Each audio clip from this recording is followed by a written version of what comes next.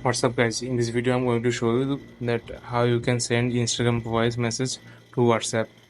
So to do so you have to follow all the steps I'm going to show you. Let's jump to the video.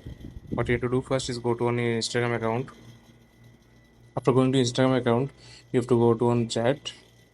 After going to on chat, you have to select the person you want the voice message. That here you can see here is a voice message I have sent this person.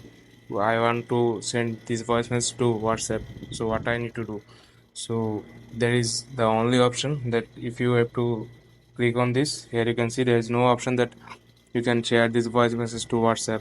So what you need to do, the last option is you can screen record this voice. After playing that, you can screen record it. That after that you can send it to WhatsApp on this person, otherwise the other person. So this is the only way to screen record and send this voice message to people. So I hope you like this video and find this video helpful. Please leave a like on this video and subscribe my channel. Please.